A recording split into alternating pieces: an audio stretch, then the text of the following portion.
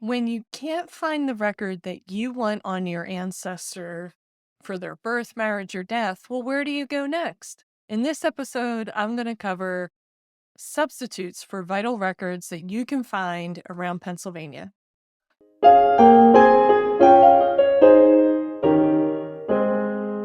Hello, friends. This is Denise Allen. I am a researcher here in Pennsylvania, and I am going to help you discover your Pennsylvania ancestors through substitutes for vital records. Now, actually, these records are ones that most genealogists want on their ancestors anyway, even if they already have a birth certificate, death certificate, or marriage license for their ancestor. Why not get all the records that you can get on your ancestor? But when we can't get those records, when it's just too far back or we're just having trouble locating birth certificates, death certificates, or marriage licenses, or maybe it's a registration for birth or death, or marriage registration back in the 19th century, well, these kinds of records are going to help you out. So I'm going to run through 10 different sets of records and where you're going to locate them in Pennsylvania. So grab a pencil, maybe get your thumbs ready to type on your phone, and let's go. All right, the first place I like to look when I want some additional records on my ancestors is cemetery records. Now, a lot of people are searching on Find a Grave or Billion Graves and looking for those cemetery records, but I'm going to tell you that that might not be the best place to locate information on your ancestors. I discovered a few years ago when I was busy fulfilling Find a Grave requests that there are people who put their ancestors on Find a Grave in cemetery plots, like not actual plots, obviously. This is just a profile on Find a Grave. And they say, hey, this person died and is buried in this cemetery. And then they ask for volunteers to go look for that person. But they don't have any proof that that person was buried there. They're just hoping that someone will go and look for them to figure out whether or not that person has a plot there. This method does not work because future researchers, not knowing that this other researcher made up information that a person's buried there, assume that that ancestor is in fact buried in that cemetery. So do not rely on Find a Grave. The profiles on there might not actually be related to who is actually buried in the cemetery. So, how do you figure out who's buried in a cemetery?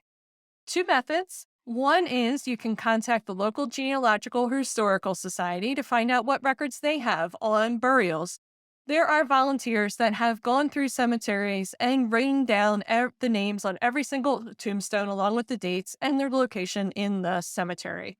They have done this since the 1920s or earlier. And if a headstone has disappeared, well, it would still be recorded in their records. So that is one place to go.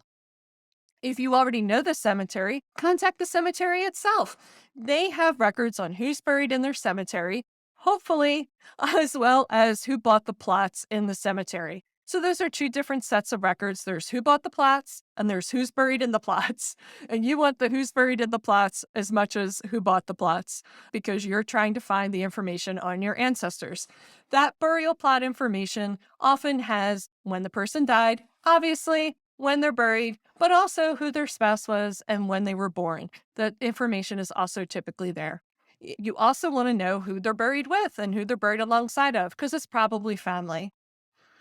The next thing I like to get for my ancestors, if I can locate it, is funeral home records. Now, funeral homes started, the oldest ones in Pennsylvania, in the late 1700s. The first one is recorded as Kirk and Nice in Plymouth Township in Montgomery County.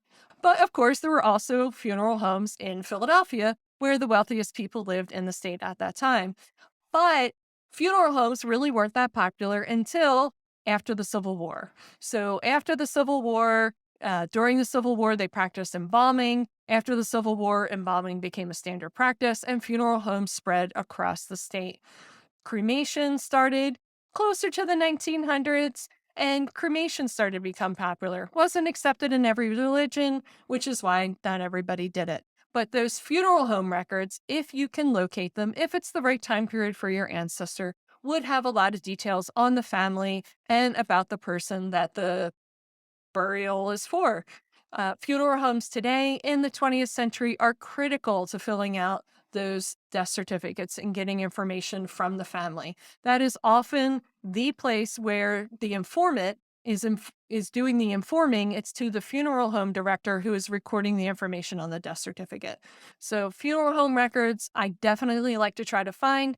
If the funeral home is still in existence, I will contact them directly. If it is not, I will look in the local historical society to see if the records have been deposited there and keep my fingers crossed and pray that those are there. Now, the third place to find information on the vital events of our ancestors is, of course, newspapers. We love using newspapers in genealogy.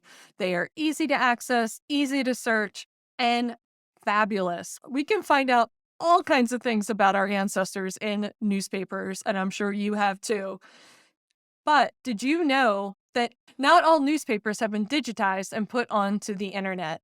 So, again, check with that local historical or genealogical society for newspapers that they might have on microfilm or still on newspaper that you can search for more information on your ancestors. And if you want a list of some additional Pennsylvania newspapers to search that are not on the major newspaper sites, newspapers.com, or the Library of Congress's Chronicling America, go to my website, paancestors.com, and type in the search bar newspapers, and you will find a collection of Pennsylvania newspapers that you can access for free from home that are digitized and searchable. Love the searchable part. The fourth thing that I like to try to find on my ancestors for birth, marriage, and death information is military pension records. Now, no, not every person served in the military, but if I have an ancestor that did, they might have talked about who their wife was, who their children were, because they wanted to make sure that their pension monies went to those family members. Military pensions for the Revolutionary War and the War of 1812 are on fold3.com, which is a subsidiary, which is part of ancestry.com. And for the later wars, those are still all on paper and are at the National Archives. But if you are an experienced Pennsylvania researcher and you listen to this episode about military records with Erin McWilliams from the Pennsylvania State Archive, you know that the Pennsylvania state legislature also awarded Pennsylvania veterans compensation, and those files are at the Pennsylvania State Archive with that critical information that you want as a genealogist. Now, for record set number 5, this is also at the Pennsylvania State Archive, and one of my favorites, and that is institutional records. So if you had a person that was institutionalized in Pennsylvania, either in a prison or an asylum, I know it sounds kind of creepy to talk about this, but it is actually a really good thing in terms of genealogy research. The Pennsylvania State Archive has been collecting those records from the state prisons and the state asylums, many of which are now closed, and taken them in and started to organize them. In those records, you will find admission information, information on what they call the inmate for both types of institutions, and possibly a photograph. To access those records, you need to do a research by mail request to the Pennsylvania State Archive. Go to their website, pastatearchive.org, for more information and to get the form to make those requests. The sixth place you can find birth, death, and marriage information is, of course, the U.S. Census. It is our go-to place as genealogists. But did you know there was a mortality census in 1850, 1860, 1870, and 1880, and 1885 in some states and territories, but not Pennsylvania? So if you had an ancestor who died in the year prior to those censuses, you would find them in that special mortality census conducted by the U.S. Census Bureau. Those censuses have all been digitized and are complete for Pennsylvania on Ancestry.com, so you can go ahead and check those out. And you can hope that the census taker did not follow directions and just happened to write down your ancestor's name if they died 2 or 3 years prior. You never know with the census.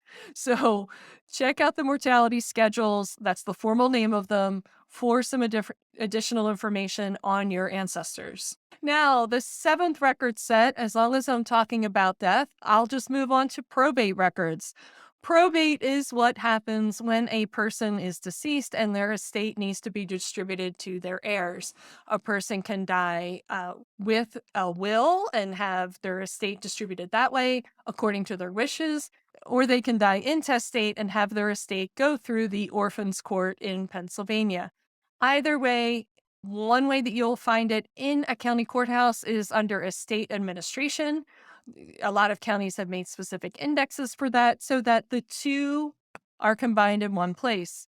So when you look for these, you want the entire probate packet, not just what's been digitized, maybe on Family Search or Ancestry. So contact the county courthouse to get the full packet, which would include all the steps of probate from the time that the person died to the time that they started administrating the estate to the time that they distributed the assets to the time that they actually closed the estate out.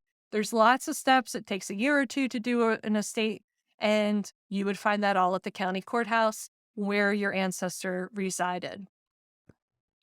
Record set number 8, going to the beginning of a person's life, is church baptisms. Now, not every religion practiced baptism of infants, but when they did, those records are wonderful to figure out when a person was born and who their parents were. That is all noted in the church records.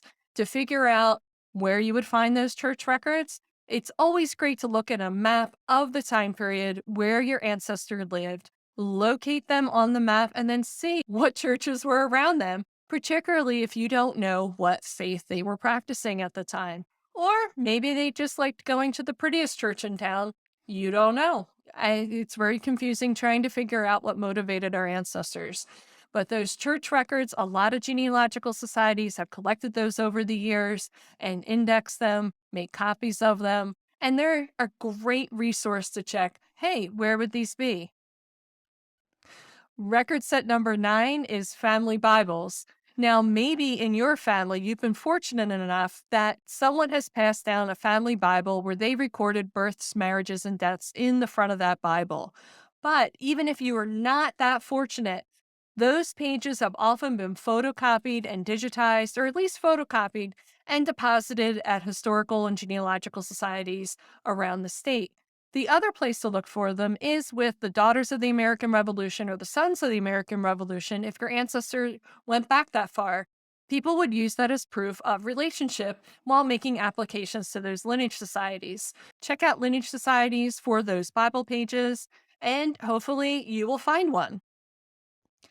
And the 10th record set that I like to look at for evidence of birth, marriage, or death of my ancestors is business records or occupational records for them. So if I have an ancestor that worked on the railroad or was in the mines or working the steel mill, I want to see, is there any record of their time at that place that exists? And perhaps they had an accident at work and they would have made some notations about that. Hopefully, they didn't die at work. That's always horrific. And there would be a file about that in those records. And in Pennsylvania, if your ancestors lived in the time when we had iron furnaces around the state, and this is from maybe 1780, about the time of the American Revolution, all the way up to about 1840, maybe a little bit later into the 1860s and 70s, we had these iron furnaces. They called them iron plantations at the time. And on those sites, they had a manager and a bookkeeper who would keep track of everything that happened with the men and the families that worked on those sites. So if someone needed off to get married or someone needed off for a death in the family, that was all recorded in these time books. Those time books are a little tricky to find. The two biggest collections I've run across are at the Historical Society of Pennsylvania and at Penn State University in their special collections on main campus. However, they're all on paper, they're not digitized at all, they're not indexed. So, you as a researcher would need to know which furnace your ancestor worked at and then take the day, maybe 2 days, to actually page through those books and make notations of all the times that your ancestor was recorded in there. So this kind of research is like incredibly detailed, but if you need to do it to just figure this stuff out as a family historian, then this is one place that you would go. Now, I have a special kind of record too that I want to cover that's really particular to Pennsylvania.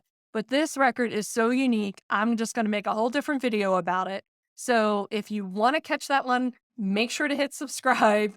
You're going to want to see it. It's very unusual. And I just always like to see that little subscribe number go up. It's very fun. It's encouraging to me putting out this content to you about Pennsylvania.